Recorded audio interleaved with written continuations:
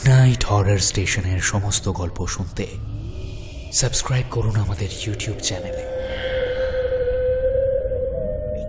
শুনতে থাকুন অর্ণবী সাহা ঘোষের কাহিনী সাইরেনের সুর।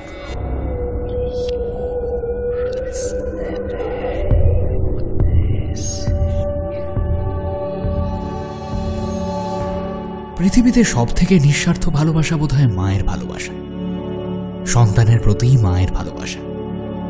সব বাধা পেরিয়ে সব দুঃখ কষ্টকে জয় করে সন্তানকে ভালো রাখতে পারে মাই।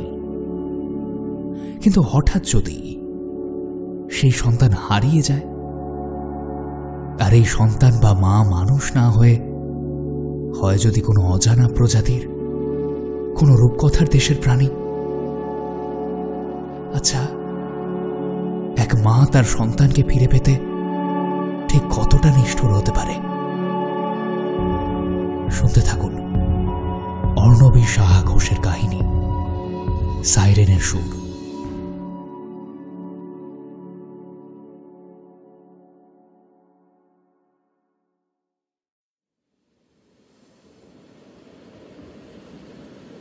আগেই বলেছিলাম, সমুদ্রের নির্দিষ্ট সীমানা ছাড়িয়ে অন্য প্রান্তে এসে মাছ ধরা ঠিক নয়, বিশেষ করে এই দিকটা। এখন বোঝো, এই দুর্যোগে প্রাণ নিয়ে ফিরতে পারবো কিনা তাই সন্দেহ। চরম দুর্যোগের রাতই বটে। প্রবল বর্ষণ, তার সাথে উথাল পাথাল ঢেউ। মাছ ধরার ট্রলারটা কাত হয়েও সামলে নিচ্ছে বারবার। বিদ্যুতের ঝলকে ঝলসে যাচ্ছে বৃষ্টি। আকাশের দিকে তাকিয়ে ক্যাপ্টেন নির্দেশ দিল, তাড়াতাড়ি জাল গোটাও, জাল গোটাও। আমার মুখ অন্যদিকে বাঁক নিচ্ছে, এখনই ফেরার পথ ধরবো। জাল গোটাও।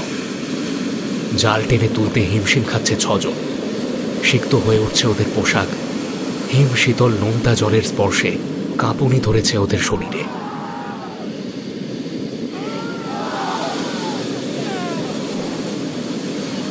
হেইয়া হইয়া সুরে শরীরের সমগ্র বল প্রয়োগে জালটা টেনে তুলল ওরা। অভ্যস্ত হাতে উপর করল ট্রলারের ওপর। এবার ছাড়াই বাছাই পর্ব। দুর্যোগের প্রাবল্য খানিক কমেছে ততক্ষণে। ডেকের ওপর কিলবিল করছে মাছের ঝাঁক। হঠাৎই তার মধ্যে থেকে তড়িৎ বেগে কি যেন ছিটকে ঢুকে গেল ট্রলারের ট্যাঙ্কের গহ্বরে। আচমকা ঘটে যাওয়া এই ঘটনায় হতচকিত হয়ে গেল ওরা সকলে। অন্ধকারে সেইভাবে কোনো কিছুই ঠাউর করতে পারেনি ওরা, তাই বস্তুটিকে ভালোভাবে দেখার জন্য আলো হাতে ঝুঁকে পড়ল ট্যাঙ্কের ওপর। গুঞ্জনটা অনেকক্ষণ ধরেই কানে আসছিল ক্যাপ্টেনের। নিজের কেবিন থেকে ডেকের ওপর এক ঝলক তাকালেন। এত ভিড় করে ট্যাঙ্কের ভেতর কি দেখছো ওরা? সহকারীর ওপর ক্ষণিকের জন্য ট্রলার পরিচালনার ভার দিয়ে জিজ্ঞাসু দৃষ্টিতে এগিয়ে এলেন ট্যাঙ্কটার কাছে। আস্তে আস্তে শুনতে পেলেন ওরা বলাবলি করছে, নির্ঘাত কোন অপদেবতা, সেটা দেওয়া কে? সকলে প্রাণে মারা পড়বে। রাগ তো ভুলভাল কথা, এদিকে চা কেটে খেয়ে ফেলি।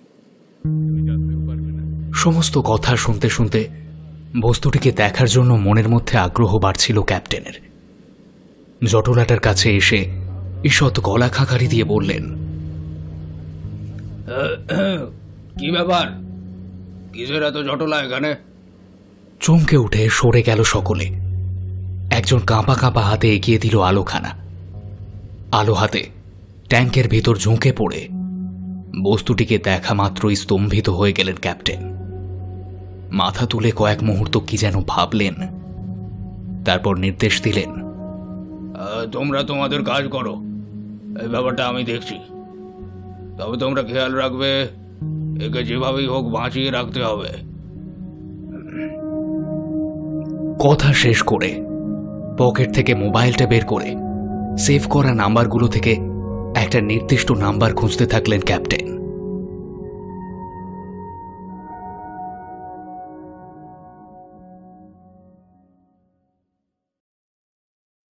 Hush little baby, don't say a word. Mama's gonna buy you a mockingbird. মিষ্টি সুরে লালাবাই গাইতে গাইতে 3 বছরের মেয়েকে পরম যত্নে ঘুম পাড়াচ্ছিল সারা। বেবি কটের পাশে টেবিলে রাখা সেলফোনটি নিঃশব্দে বারবার জ্বলে নিভে জানান দিচ্ছিল ওর উপস্থিতি। শেষবার আলো জ্বলে নিভে যাওয়ার আগে মোবাইলের স্ক্রিনে ফুটে উঠল 6টা মিসড কলের নোটিফিকেশন।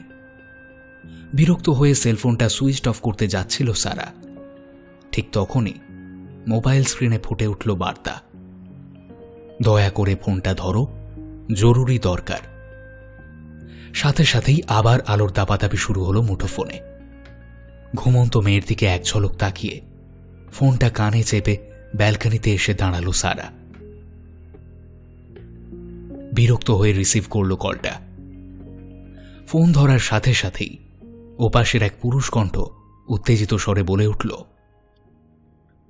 সরি সারা, এত রাতে বিরক্ত করার জন্য। তোমার যা বলার তাড়াতাড়ি বলো টেন, আমি ভীষণ ক্লান্ত। তুমি এক্ষুনি ল্যাবে চলে এসো, খুব জরুরি দরকার। মানে পাগল হয়ে গেছো তুমি? এই তো সবে 1 মাসের ছুটিতে বাড়িতে ফিরলাম, মেয়েটাকে কাছে পেলাম, আর এখন তুমি আমাকে ফোন করে আবার ল্যাবে যেতে বলছো?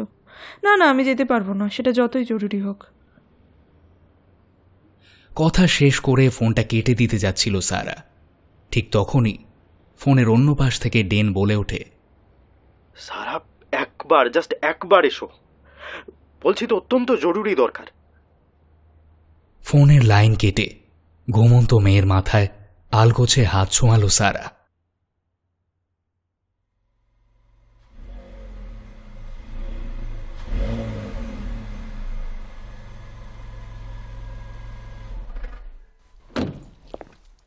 গাড়ি থেকে নামা মাত্রই হন্ততন্ত হয়ে এগিয়ে এলো ডেন। এতক্ষণ ওর জন্যই অপেক্ষা করছিল যেন। ডেনের দ্রুত পদক্ষেপ অনুসরণ করতে করতে প্রশ্ন করল সারা, আমি তো কিছুই বুঝতে পারছি না, এতটা এমার্জেন্সির কি আছে? কি সাবজেক্ট 802 এর কি কোনো ক্রুশিয়াল মুভমেন্ট? তার থেকেও বেশি কিছু, তুমি কল্পনাও করতে পারবে না। অবাক চোখে তাকালো সারা। ডেন লিফটে 5th ফ্লোরের বাটন প্রেস করল, অথচ ল্যাব তো 3rd ফ্লোরে। 5th ফ্লোর মানে সিক্রেট চেম্বার। কি চমক অপেক্ষা করছে ওর জন্য? মনে মনে বিষয়টা চিন্তা করে পুলকিত হলো সারা। 5th ফ্লোরে মস্ত লাইব্রেরির একদম শেষ প্রান্তে বইয়ের সেলফের কাছে এসে ছোট্ট একটা বাটন প্রেস করতেই বুক সেলফটা সরে গিয়ে একটা গুপ্ত দ্বার উন্মোচিত হলো। ডেন এগিয়ে গিয়ে ওর হাতের প্রতিটা আঙুলের ছাপ আর চোখের মনির মূল্যায়ন করাতেই দরজাটা খুলে গেল। দরজা পেরিয়ে ওরা অন্য একটি লিফটে উঠল। এই লিফটে কোনো স্থানের জন্য আলাদাভাবে কোনো নির্দেশ দেওয়ার প্রয়োজন নেই। এর গন্তব্য নির্দিষ্ট, ভূগর্ভের অন্তরে, ওদের সিক্রেট কেবিন।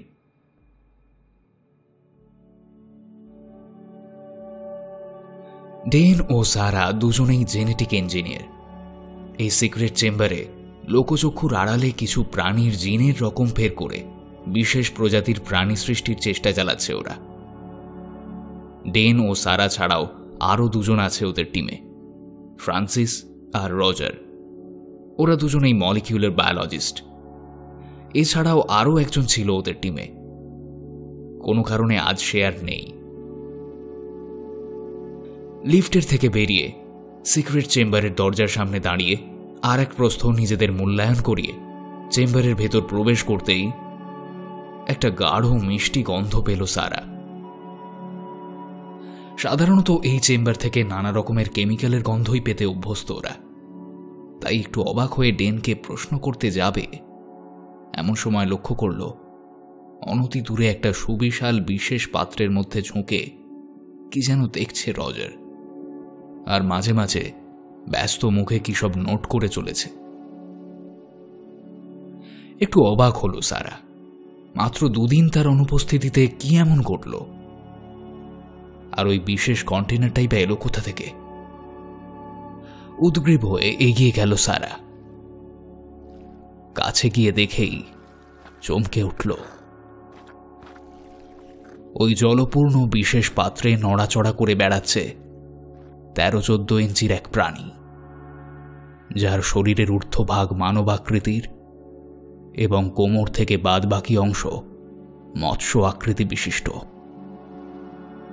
সারা শরীর সবুজে আঁশে ঢাকা। এবার বুঝেছ কেন এত জরুরি তলব? এই জিনিস তুমি কোথায় পেলে? এইবারে রজার মুখ খুলল। নর্থ সির এক্সট্রিম দক্ষিণে একটা ফিশিং ট্রলারের ট্র্যাপে ধরা পড়ে এটা। ওই ট্রলারের ক্যাপ্টেনের থেকে মোটা টাকার বিনিময়ে ডেন এটাকে পেয়েছে। আমরা এর নাম দিয়েছি সাবজেক্ট 1OM। এই দুদিনের রিসার্চে এখন অবধি দেখা গেছে এর বৃদ্ধির হার দ্রুত। এই 2 দিনের মধ্যে 2 ইঞ্চি দৈর্ঘ্যে 0.3 ইঞ্চি প্রস্থে বৃদ্ধি হয়েছে। কিন্তু এই 2 দিনে কোনো কিছুই খেতে দেখা যায়নি, তাই ওর খাদ্যাভ্যাস সম্বন্ধে আমরা এখনো ওয়াকিবহাল হইনি। শরীরের ঊর্ধ্বাংশে হিউম্যান লাইক 7 স্কিন লেয়ার থাকলেও শরীরের নিম্নভাগে 2টি মাত্র স্কিন লেয়ার দেখা যাচ্ছে, epidermis, dermis. Epidermis layer full of skull, just like a fish. এছাড়াও ওর সমস্ত শরীর জেলি জাতীয় পদার্থে আবৃত। দেহের দুপাশে স্বচ্ছ মেমব্রেনের সাথে 2টো অস্পষ্ট হাতের অভিব্যক্তি ফুটে উঠছে। হাতের আঙুলগুলো একে অপরের সাথে দেখো কেমন মেমব্রেনের দ্বারা যুক্ত। Human like face. স্ক্যাল্পে হেয়ার ফলিকল দৃশ্যমান। দেখতে পাচ্ছ কিভাবে সাঁতার কাটছে? ওর লেজের ব্যবহার কিন্তু মাছেদের মতো, ডান দিক বাম দিক করে নয়। ওর লেজটাকে ওপর নিচে করে সাঁতার কাটে। এই হলো ওর বাহ্যিক বিশ্লেষণ। এবার আসি ওর অভ্যন্তরীণ বিশ্লেষণে। এক নাগাড়ে কথাগুলো শেষ করে জলপূর্ণ বিশেষ পাত্রটির কাছে এগিয়ে যায় ডেন। পায়ে পায়ে অনুসরণ করে সারা। পাত্রটির এক কোণে সিটিয়ে থাকা স্থির প্রাণীটির দিকে তাকিয়ে ডেন বলে ওঠে, তুমি জেনে অবাক হবে, সাবজেক্ট 1OM শ্বাস প্রশ্বাসের জন্য গিল ব্যবহার করলেও ওর শরীরে ল্যাংও পরিদৃশ্যমান। এই সাবধান সাবধান, ওকে টাচ করো না। ডেনের কাছে বিশ্লেষণ শুনে সারা নিচু হয়ে প্রাণীটিকে স্পর্শ করতে যেতেই চিৎকার করে ওঠে রজার। কোনো অজানা বস্তুর প্রতি ওর প্রতিক্রিয়া কিন্তু অতি মারাত্মক। এই দেখো।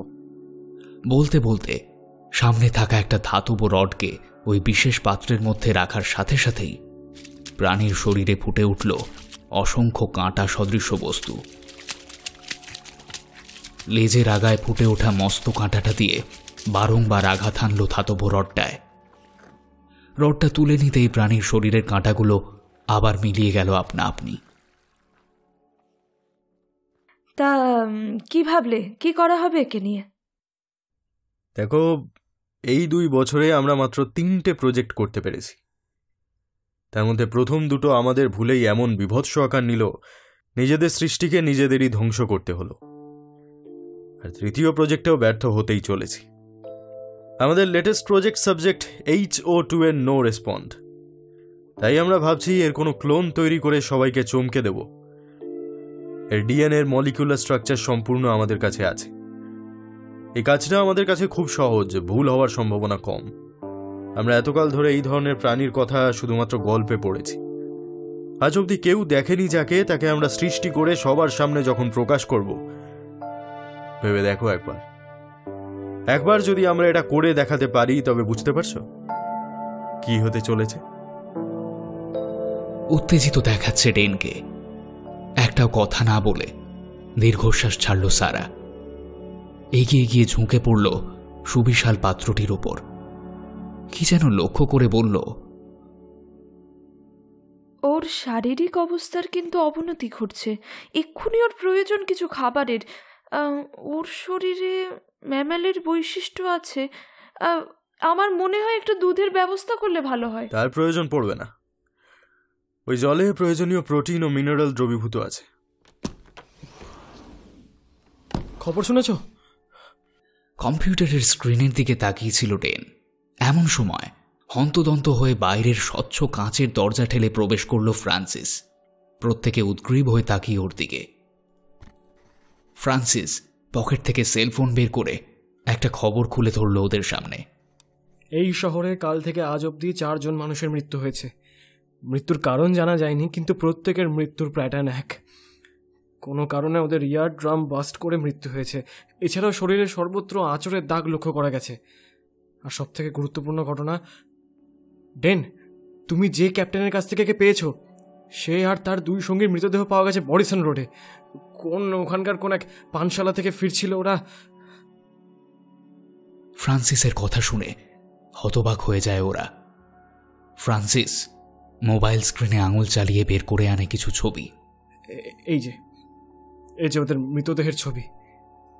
ছবির বিভৎসতা দেখে শিউরে ওঠে ওরা। ক্যাপ্টেন হেনরিক আর ওর 2 সঙ্গীর রক্তাক্ত শরীর রাস্তার ওপর ছড়িয়ে ছিটিয়ে পড়ে। প্রত্যেকেরই চোখের দৃষ্টি বিস্ফারিত। কানের পাশ দিয়ে গড়িয়ে এসেছে কালচে রক্তধারা। পুলিশ কি বলছে? কে করতে পারে? সঠিক কিছুই বলতে পারছে না। আরে খুনের মোটিভ কি সেটাই বুঝতে পারছে না ওরা। তাছাড়া যে সমস্ত স্থানে দুর্ঘটনাগুলো ঘটেছে তার আশেপাশের সব সিসিটিভি ক্যামেরাগুলো অদ্ভুতভাবে বিকল হয়ে পড়ে আছে। এরই মধ্যে রজারের ফোনটা বেজে উঠল সশব্দে।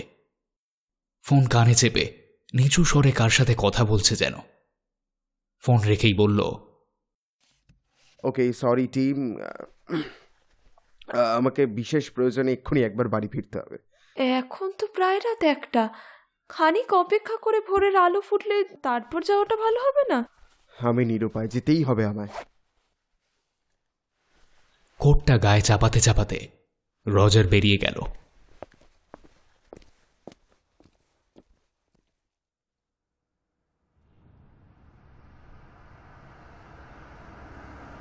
দুপাশে ঘন গাছের সারির মাঝ বরাবর শুনশান সড়ক ধরে ঝড়ের গতিতে এগিয়ে চলেছে গাড়িটি। গাড়ির সামনে দিয়ে আচমকা কিছু একটা তড়িৎ বেগে ঢুকে গেল পাশের ঝোপে। কিছু দূর গিয়ে সশব্দে ব্রেক কষল রজার।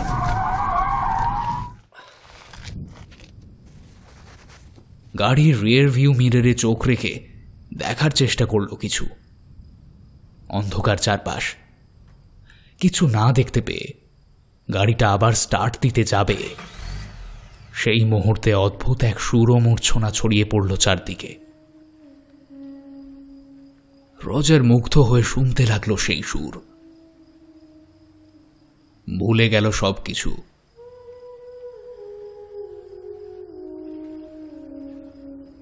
আচম্বিতে গাড়ির উইন্ডস্ক্রিনে ঝাঁপিয়ে পড়ল কিছু।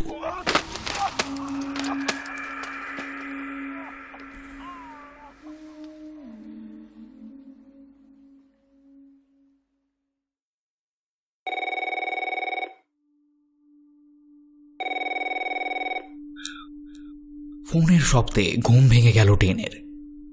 কাল রাতে আর বাড়ি ফেরেনি কেউই। সাবজেক্ট 1OM-কে নিয়ে ব্যস্ত ছিল সারা রাত। খুব দ্রুত পরিবর্তন ঘটছে ওর শরীরে।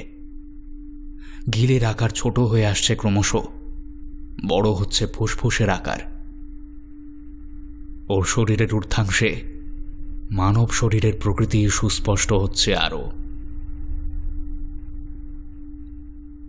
ফোনটা রিসিভ করে অপর প্রান্তের কথাগুলো শোনার পর হতভম্ব হয়ে বসে থাকে ডেন।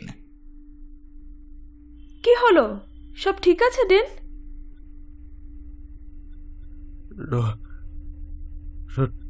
রজার খুন হয়েছে। কি? রজার খুন হয়েছে কাল রাতে বাড়ি ফেরার পথে। ওই একই রকম ভাবে ও খুন হয়েছে। প্রথমে ক্যাপ্টেন ও তার সঙ্গীরা, তারপর রজার, তারপর এই তোমরা লক্ষ্য করেছ ওই প্রাণীটার সাথে যুক্ত প্রত্যেকে একে একে খুন হচ্ছে। এরপর আমাদের পালা। হতেই পারে না। মৃত্যুগুলো পুরোপুরিভাবে কাকতালীয়। আমাদের সহকর্মীর মৃত্যুতে আমরা মর্মাহত, কিন্তু কোনোভাবেই এই প্রজেক্ট থেকে আমাদের পিছু হটলে চলবে না। কথাগুলো গলায় জোর এনে বলল ডেন। এমন সময় সাবজেক্ট 1OM-এর কন্টেনার থেকে শব্দ শুনতে পেয়ে সেদিকে ছুটে গেল ওরা। অশান্ত দেখাচ্ছে ওকে। সুবিশাল পাত্রের এদিক থেকে ওদিক করে বারবার জলের উপরে মাথা তুলে কিছু খোঁজার চেষ্টা করে চলেছে যেন। দেহের দুপাশে ডানার মতো ছড়ানো হাত দুটো দিয়ে উঠতে চেষ্টা করল কয়েকবার, ব্যর্থ হয়ে অদ্ভুত শব্দ করে তলিয়ে গেল জলের তলায়।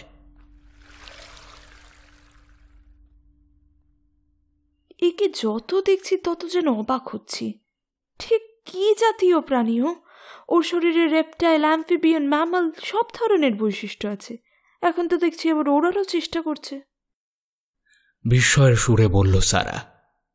এরই মধ্যে ডেন সাবজেক্ট 1OM এর শরীর থেকে আর এক পর্যায়ে ডিএনএ সংগ্রহ করে মেলে ধরেছে স্ক্যানারের সামনে।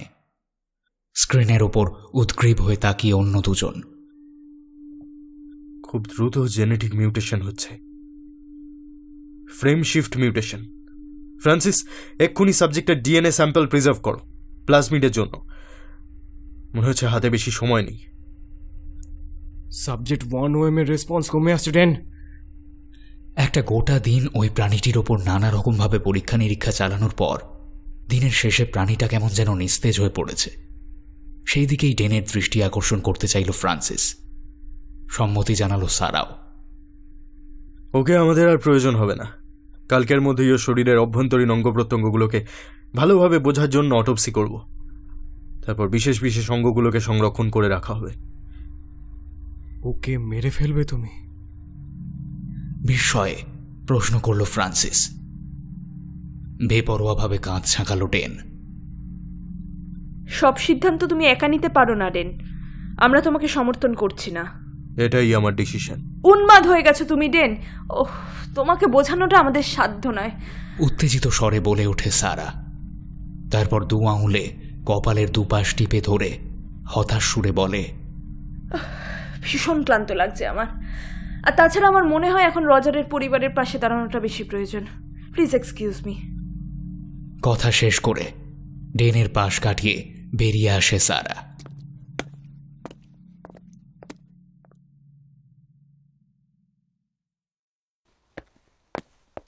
সারা, সারা দাঁড়াও, আমিও যাব তোমার সাথে। পার্কিং এর কাছে এসে থমকে দাঁড়ায় সারা। ফ্রান্সিস আসছে হন্ততন্ত হয়ে।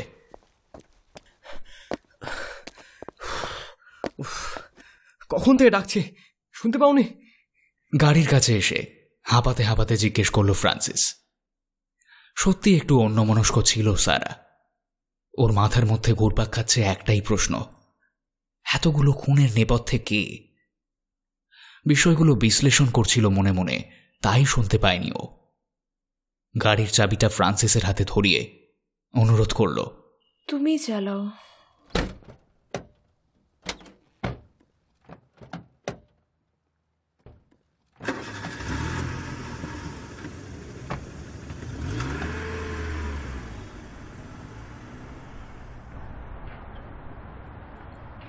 ডেনের মতিগতি আমার কিছু ঠিক লাগছে না।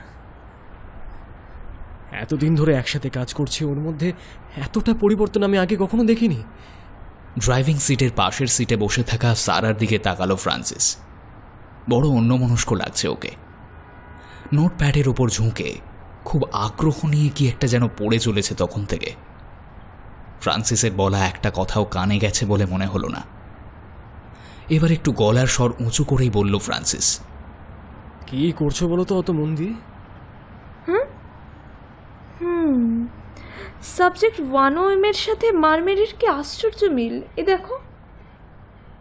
আইপ্যাডটা ফ্রান্সিসের সামনে মেলে ধরল সারা। গাড়ি চালাতে চালাতেই আর চোখে এক ঝলক লেখাগুলোর ওপর চোখ বুলিয়ে বলে উঠল, অ্যাবসার্ড, ছেলে ভুলোনো গল্প, এদের কোনো অস্তিত্বই নেই। সাবজেক্ট 1OM একটা রেয়ার ক্রিয়েচার। সমুদ্রের তলদেশে এমন বহু প্রাণী আছে যাদের অস্তিত্ব আজও অজানা। তাছাড়া ওর শরীরের দুদিকে মেমব্রেন আছে, হ্যাঁ, যেটা দিয়েও ওড়ার চেষ্টা করছে। কোনো মারমেড যে উঠতে পারে আমি আজ অব্দি কিন্তু শুনিনি। এ দেখো, 1675-এ ডেনমার্কের ওয়েস্ট কোচের কাছে গভীর রাতে এক জেলে দেখতে পায় একটা বিশাল মাছ উজ্জ্বল ডানা মেলে উড়ে বেড়াচ্ছে দিগ্ভ্রান্ত হয়ে, যার শরীরের ওপরের অংশ হুবহু মানুষের মতন। সে রাতে সে ভয় বাড়ি ফিরে যায়। পরের দিন এসে দেখতে পায় বালির চরে এক নারীর মৃতদেহ পড়ে, যার শরীরের নিচের অংশ মৎস্য আকৃতির, আর তার শরীরের দুপাশে বিশাল আকৃতির ডানা। এসব আমি বলছি না, ইন্টারনেট বলছে। কথা শেষ হলো না সারার। সশব্দে ব্রেক কষে গাড়িটা দাঁড় করালো ফ্রান্সিস। রাস্তার একধারে ব্যারিকেড দিয়ে পুলিশ ঘিরে রেখেছে কিছুটা জায়গা। ঠিক এইখানেই আজ ভোরে রজারের দেহ পাওয়া গেছে। গাড়ি থেকে নেমে পায়ে পায়ে সেই ঘেরা জায়গাটার কাছে এগিয়ে গেল ফ্রান্সিস। ঝুঁকে পড়ে কিছু দেখার চেষ্টা করছে ও। বার দুই চোখ মুছতেও দেখা গেল ওকে। অন্ধকার রাত, মাঝে মাঝে দু একটা গাড়ি দ্রুত গতিতে পাশ কাটিয়ে ছুটে যাচ্ছে নিজেদের গন্তব্যে। গাড়ির ভেতরে বসে সারা লক্ষ্য করছিল ফ্রান্সিসকে। কি একটা যেন হিসেব মেলাতে গিয়েও মেলাতে পারছে না সারা। কোনো উদ্দেশ্য ছাড়া কেউ কেন কাউকে এইভাবে খুন করবে? হঠাৎ করেই ওর মনে একটা বিষয় নাড়া দিয়ে উঠল। ক্যাপ্টেন আর তার সঙ্গীরা খুন হয়েছে যে স্থানে, সেই স্থান থেকে সমুদ্রের দূরত্ব বেশি নয়। আর এই জায়গার আশেপাশেও একটা বিশাল লেক আছে, যেটা পরোক্ষভাবে সমুদ্রের সাথে যুক্ত। তবে কি? ঠিক সেই মুহূর্তেই অশ্রুতপূর্ব এক সুরধ্বনি ছড়িয়ে পড়ল চারদিকে। বিজাতীয় ভাষায় করুণ সুরে কেউ গান শোনাচ্ছে যেন।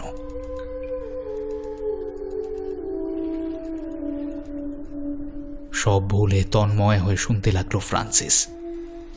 অবশ হয়ে আসছে ওর শরীরের সমস্ত অঙ্গ প্রত্যঙ্গ।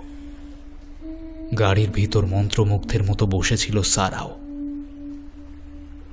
সেই অবস্থাতেই ও দেখল জমাট বাঁধা অন্ধকার কোণ থেকে ধীরে ধীরে সরীসৃপের মতো বুকে হেঁটে বেরিয়ে আসছে এক নারী মূর্তি, যার অবিন্যস্ত চুল উঠছে বাতাসে। উন্মুক্ত তার শরীরের ঊর্ধ্বভাগ, অস্পষ্ট এক নারী শরীরের অবয়ব, আর নিম্নাংশ মৎস্য আকৃতির।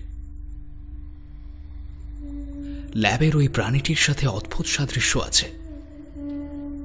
গান গাইতে গাইতে প্রাণীটি ঝুঁকে পড়ে ফ্রান্সিসের শরীরের ঘ্রাণ নিতে শুরু করে। ফ্রান্সিসের পা দুটো যেন গেঁথে গেছে মাটির ভিতর। সামান্য অঙ্গুলি হেলনের ক্ষমতাও হ্রাস পেয়েছে ওর। শুধু অপলক দৃষ্টিতে তাকিয়ে আছে মৎস্যরূপী নারীটির দিকে।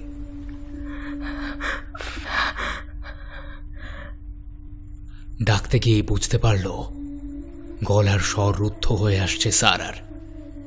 ফ্যাস ফ্যাসে অস্পষ্ট এক টুকরো শব্দ বেরোল শুধু। ওই সুরটা তীব্র থেকে তীব্রতর হয়ে উঠছে ক্রমে ক্রমে। সুরের সুতীব্র কম্পনে কান বেয়ে উষ্ণ তরল কিছু গড়িয়ে পড়ল সারার। ওর শরীরের অঙ্গ প্রত্যঙ্গগুলো অচল হতে শুরু করেছিল ততক্ষণে। মস্তিষ্ক তখনও কাজ করছিল যদিও। অনেক কষ্টে গাড়ির গ্লোভ বক্স হাতড়ে বের করে আনলো কিছু টিস্যু। কাঁপা কাঁপা হাতে প্রবেশ করালো কর্ণগহ্বরে। ততক্ষণে ওই অদ্ভুত দর্শন প্রাণীটি ফ্রান্সিসের শরীরের ওপর কবজা করে ফেলেছে পুরোপুরি। বারে বারে শরীরের ঘ্রাণ নিতে নিতে কিছু একটা খুঁজে চলেছে। ব্যর্থ হয়ে গগন বিদারী আর্তচিৎকারে মুখরিত করল চারদিক। আর তার সাথে সাথেই কণ্টকিত হয়ে উঠল শরীর। লেজের আগার সুতীক্ষ্ণ কাঁটার আঘাতে রক্তাক্ত করে তুলল ফ্রান্সিসের দেহ। ভয়ে চিৎকার করতে গিয়েও দুহাতে নিজের মুখ টিপে বন্ধ করে রাখল সারা। অন্ধকার গাড়ির ভিতর বসে ভয়ে কাঁপতে লাগলো ঠক ঠক করে। কোনো মন্ত্র বলে সময়টা যেন থেমে গেছে। সারার খেয়াল হলো এতক্ষণে একটাও অন্য গাড়ি যেতে দেখেনি ও। তবে কি এই সুরে এমন কোনো শক্তি আছে যা সময়ের গতিকেও রুখে দিতে পারে? ফ্রান্সিসের শরীর থেকে মুখ তুলল প্রাণীটা। নীলচে চাঁদের আলো ঠিকরে পড়েছে ওর শরীরে। এদিক ওদিক তাকিয়ে কিছু একটা করছে ও। বোধহয় গন্ধ নেওয়ার চেষ্টা করছে কিছুর। সেই সুরটা আর ভেসে আসছে না এখন। তবে কি সারা বিপদমুক্ত? গাড়িটা স্টার্ট দিয়ে ফিরে যাবে কিনা ভাবছে সারা। ঠিক সেই মুহূর্তেই প্রাণীটা ক্ষিপ্র গতিতে এগিয়ে এলো সারার গাড়ির দিকে। কি গাড়িটা কিছুতেই যে স্টার্ট করতে পারছে না সারা। ভয়ে সারা শরীর অবশ। প্রাণীটির জ্বলন্ত দৃষ্টির সামনে নিজেকে বড্ড অসহায় লাগছে। লেজের উপর ভর দিয়ে গাড়ির উপরে ঝুঁকে পড়েছে প্রাণীটা। কিছু একটার ঘ্রাণ নেওয়ার চেষ্টা করছে। ওর অবিন্যস্ত চুলগুলো লুটিয়ে পড়েছে কাঁচ পেয়ে। ওর শরীরের দুপাশে হাতের মতন অংশ দিয়ে বারবার আঘাত হানার চেষ্টা করছে গাড়িটায়। প্রবল আঘাতে ভেঙে গুড়িয়ে দিল জানলার কাঁচ। মুখ ঠুকিয়ে সারাকে টেনে বাইরে বের করে আনার চেষ্টা করলো, কিন্তু প্রবল বেগে ওর স্যাঁতস্যাঁতে ঠান্ডা শরীরটা গাড়ির বাইরে ঠেলে দিয়ে গাড়ি স্টার্ট দিল সারা। গাড়িটা এক পা ঘুরিয়ে যে পথে ওরা এসেছিল সেই পথের অভিমুখে চালাতে শুরু করলো।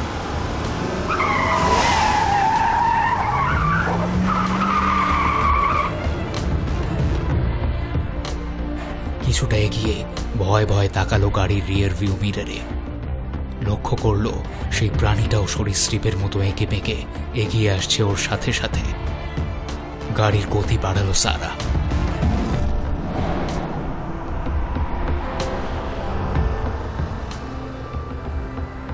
হু হু করে অন্ধকারের বুক চিরে এগিয়ে চলেছে ওর গাড়ি।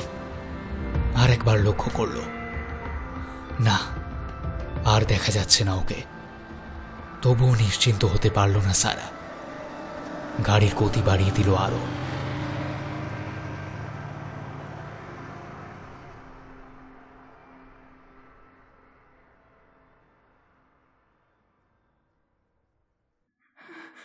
ডেন, ডেন, ডেন, ডেন। ল্যাবে পৌঁছে ভয়ার্ত সুরে ডাকতে থাকে সারা। ল্যাবটা অস্বাভাবিক রকম শান্ত হয়ে আছে। সাবজেক্ট 1OM এর থাকা বিশেষ পাত্রটাও ফাঁকা। ল্যাবটার অবস্থাও সঙ্গীন। মনে হচ্ছে কয়েক মুহূর্ত আগেই যেন ঝড় বয়ে গেছে। তবে কি ওই প্রাণীটা ওর আগেই এখানে পৌঁছে গিয়েছিল? কিন্তু কিভাবে? কি মনে হতে নিজের হাত দুটো নাকের কাছে নিয়ে গেল সারা। তারপর গায়ের কোটটা খুলে নাকের কাছে তুলে ধরে গন্ধ নিল সেটারও। হ্যাঁ, ওই তীব্র মিষ্টি গন্ধটা কোটের গায়েও লেগে আছে। এই একই গন্ধ ল্যাবে ঢুকতেই ঝাপটা মেরেছিল সারার ঘ্রাণেন্দ্রিয়তে। এই গন্ধের উৎসস্থল সাবজেক্ট 1OM এর শরীর। সারার কাছে স্পষ্ট হলো সবটা। এই সুতীব্র গন্ধ একবার শরীরে লাগলে কোনো অবস্থাতেই তা যাওয়ার নয়, কারণ ল্যাবে ব্যবহৃত পোশাক ছেড়ে তবেও বেরিয়েছিল। তা সত্ত্বেও প্রাণীটা ওকে খুঁজে নিয়েছিল, ঠিক যেভাবে খুঁজে নিয়েছিল ফ্রান্সিস আর রজারকে। ল্যাবরেটরির ভেতর তন্ন তন্ন করে খুঁজতে লাগলো সারা। নাম ধরে ডাকতে লাগলো বারবার।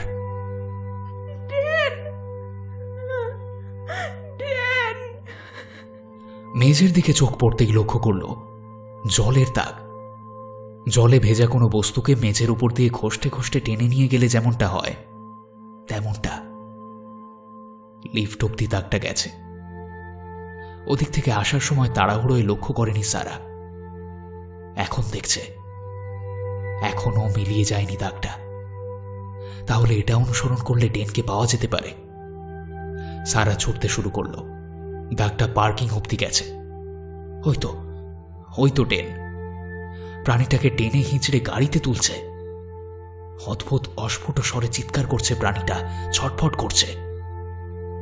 ডেনের কাছে ছুটে গেল সারা। ডেন, ডেন, ডেন, কোথায় নিয়ে যাচ্ছ ওকে?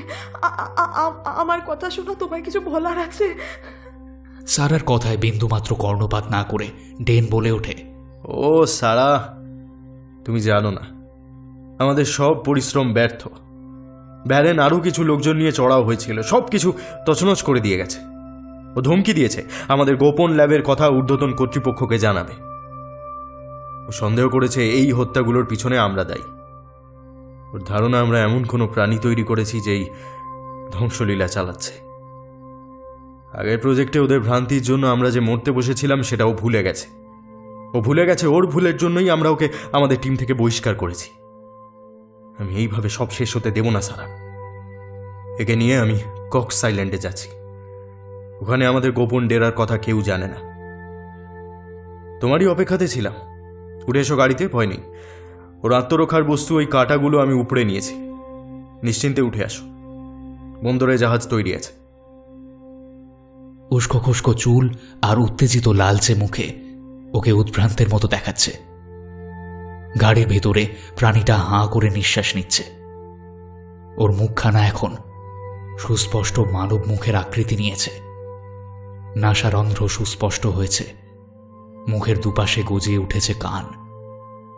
শরীরের সবুজে রংটা আরো গাঢ় হয়েছে। দোহাই তোমায় ডেন, ওকে এক্ষুনি ছেড়ে দাও, নয়তো মহা বিপদ অপেক্ষা করছে আমাদের জন্য। পাগল হয়ে গেছো তুমি? ফ্রান্সিস কোথায়?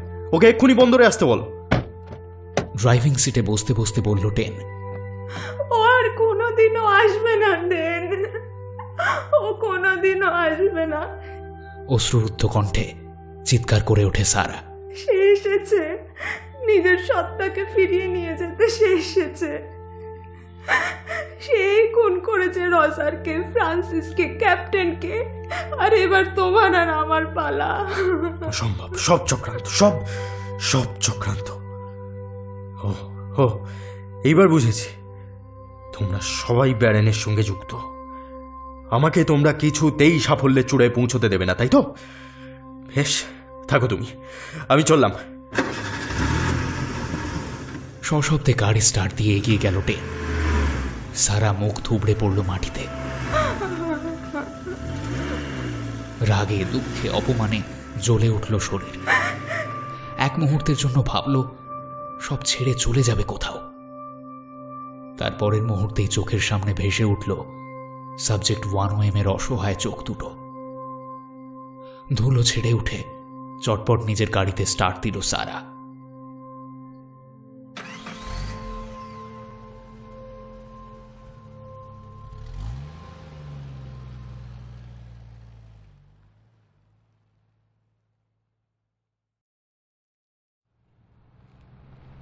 গাড়ি চালাতে চালাতে বিরক্ত হয়ে ব্যাক সিটের দিকে ফিরে তাকালো টেন। অদ্ভুত সব শব্দ করছে সাবজেক্ট 1OM। বড় অশান্ত লাগছে ওকে। লেজের আগা দিয়ে বারবার আঘাত হানছে গাড়ির দরজায়।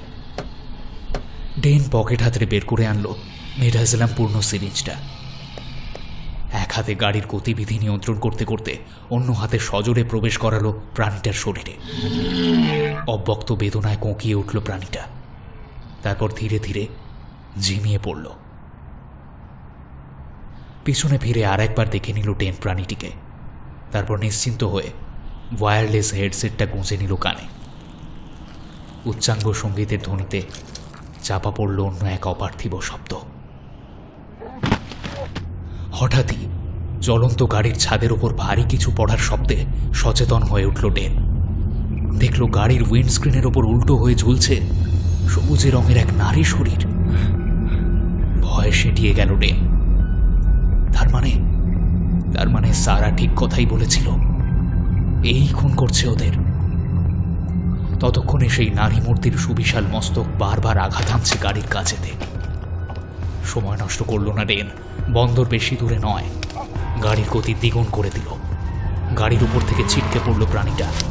টেন দেখল রাস্তার ওপর দিয়ে তবুও দ্রুত গতিতে এঁকে বেঁকে এগিয়ে আসছে ওটা। গাড়ির ড্যাশবোর্ডের উপর রাখা রিভলভারটা তুলে ওটাকে তাক করে গুলি ছুড়ল টেন। তারপরই মোবাইল বের করে ডায়াল করলো আপদকালীন নাম্বার। আর একবার দেখল টেন, না, আর ওটা পিছু নিচ্ছে না। প্রাণে বেঁচে নেই আর। গাড়ির ব্যাক সিটে এলিয়ে পড়ে থাকা সাবজেক্ট 1OM এর দিকে তাকিয়ে একবার তাচ্ছিল্যের হাসি হেসে নিজের কান থেকে হেডসেটটা নামিয়ে রাখল টেন। আর মাত্র 1 কিলোমিটার পথ বাকি। গাড়ির গতি সামান্য কমিয়ে এনে এতক্ষণ ধরে শুনতে থাকা সুরটা ভাঁজতে লাগলো গুনগুন করে। মনে মনে ভাবলো বেঁচে গেল, আর ঠিক তখনই সামনে নুইয়ে পড়া গাছ থেকে উড়ে এসে কিছু একটা ঠাস করে পড়ল উইন্ডস্ক্রিনে। গতিবেগ হারিয়ে গাড়ি ধাক্কা খেল গাছে।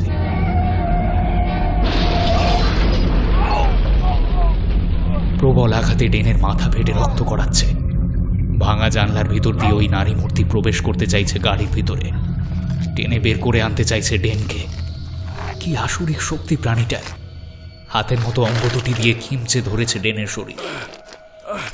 গাড়ির পিছনে হঠাৎ চোখ যেতে প্রাণীটির হাতের বাঁধন হালকা হয়ে গেল। ডেনের শরীরের উপর ভর দিয়ে প্রাণীটি এগিয়ে যেতে লাগলো পিছনের দিকে। ভীষণ ভারে ডেনের শরীরের প্রতিটা হাড় ভেঙে গুঁড়িয়ে যাওয়ার উপক্রম। আবারও এক অদ্ভুত সুর ভেসে আসছে ওর কাছ থেকে। ডেনের শরীরটা অবশ হয়ে আসছে ধীরে ধীরে। রিভলভারটা খুঁজে পাচ্ছে না কিছুতেই। সম্পূর্ণ অবশ হওয়ার ঠিক আগের মুহূর্তে ডান পকেটে থাকা অন্য সিরিঞ্জটা সজোরে প্রবেশ করালো প্রাণীটার বিশাল মুখগহ্বরের ভিতর। যন্ত্রণায় ছটফট করে উঠল মৎস্যরূপী নারী মূর্তিটি। ওর কণ্টকিত দেহ ছিন্ন বিচ্ছিন্ন করল ডেনের শরীরকে।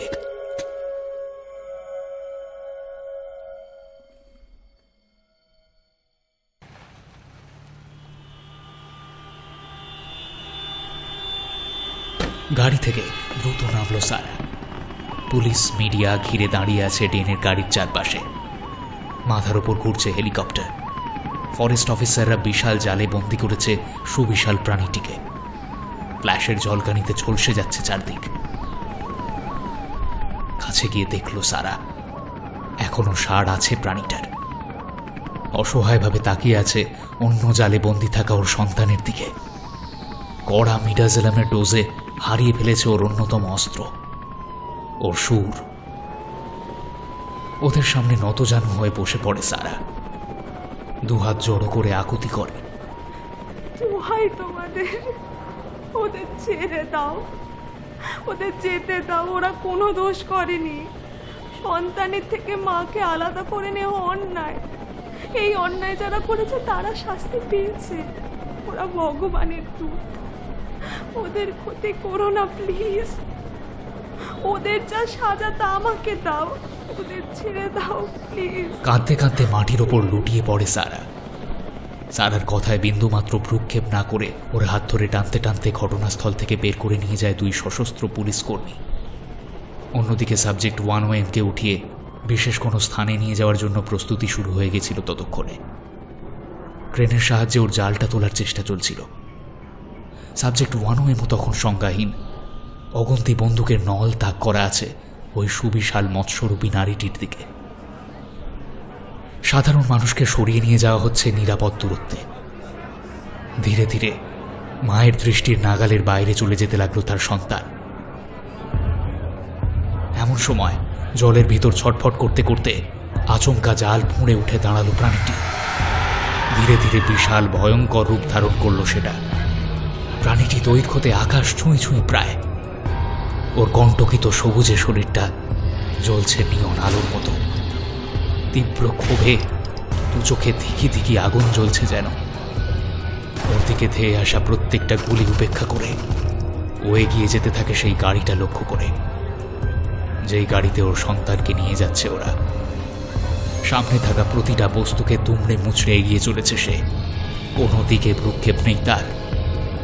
অফিসারের নির্দেশে কয়েকশো কড়া ডোজের মরফিন নিডেল বিদ্ধ করল শরীরে। ওকিয়ে উঠল প্রাণীটা তীব্র রোষে। আকাশের দিকে চেয়ে দুই বাহু প্রসারিত করে তীব্র হুঙ্কার ছাড়ল। এলো কালো মেঘের দল। কান ফাটিয়ে বাজ পড়ল কোথাও। মেঘ ভাঙা বৃষ্টি নেমে আসবে যে কোনো মুহূর্তে। বাতাসের প্রাবল্য তীব্র থেকে তীব্রতর হল। গুম গুম করে কেঁপে উঠল মাটি। শোঁ শোঁ শব্দ ভেসে আসতে লাগলো অদূর সমুদ্র থেকে। সভয়ে চিৎকার করে উঠল লোকজন, সুনামি সুনামি। সমুদ্রের বুকে জলস্তর পাহাড় প্রমাণ ফুলে উঠেছে। যে কোনো মুহূর্তে আছড়ে পড়বে স্থলে, সব ধ্বংস হয়ে যাবে সবকিছু। ওদিকে মাথার ওপর কালো মেঘ মুছছে। প্রাণ ভয়ে পালাচ্ছে সকলে। আর মাত্র কয়েক মুহূর্ত,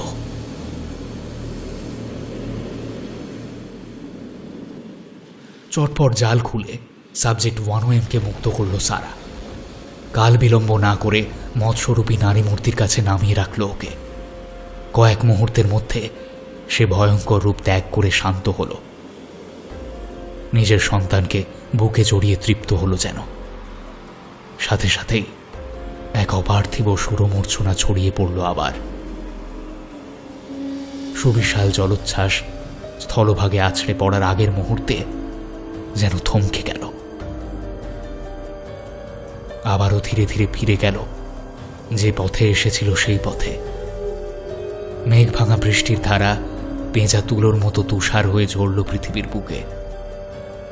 সব ভুলে প্রত্যেকটা মানুষ মন্ত্রমুগ্ধের মতো শুনতে লাগলো সেই অশ্রুতপূর্ব সুর।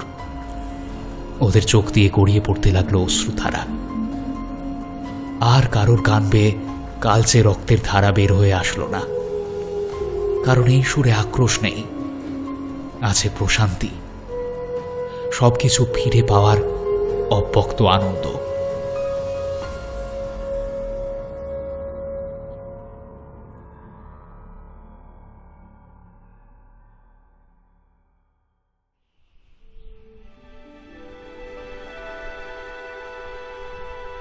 আজ সমুদ্র বড় শান্ত, চাঁদের আলোতে মোহময়ী লাগছে ওকে। সেই সমুদ্রের দিকেই এক দৃষ্টে তাকিয়েছিল সারা। হঠাৎই ডেকের ওপর পায়ের শব্দে পিছনে ফিরে তাকালো। মেয়েটা টলমলো পায়ে এগিয়ে আসছে ওর দিকে। মিষ্টি হেসে ওকে কোলে তুলে নিল সারা। মায়ের কোলে চেপে মহা আনন্দে সামনের দিকে তাকিয়ে রইল। হাওয়া এসে এলোমেলো করে দিচ্ছে ওর চুলগুলো। হঠাৎই কিছু একটা দেখতে পেয়ে মায়ের দৃষ্টি আকর্ষণ করল। সামনের দিকে তাকালো সারা। দেখল সমুদ্রের তল থেকে খানিক ওপরে চাঁদের বুক বরাবর উড়ে চলেছে দুই প্রাণী, একটি বড়, অন্যটি একটু ছোট। ছোটটি বড়টির বুক ঘেঁষে উঠছে, আর তাদের দুজনকে আবৃত করে রয়েছে এক প্রজ্বলিত আলোর বৃত্ত। ওদের দিকে তাকিয়ে একগাল হাসল সারা।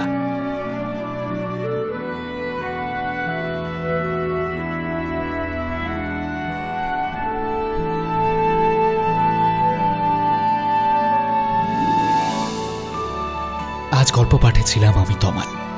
আমার সঙ্গে বিভিন্ন চরিত্রে অভিনয় করেছে সায়ক সোমদত্তা, দেবদত্ত ও রক্তিম। শব্দ ও আবহ সংযোজনে আমি তমাল, পোস্টার ডিজাইনিংয়ে কভারম্যান অভিব্রত। শুনছিলেন অর্ণবী সাহা ঘোষের কাহিনী সাইরেনের সুর। ভালো থাকবেন, সুস্থ থাকবেন। শুভরাত্রি।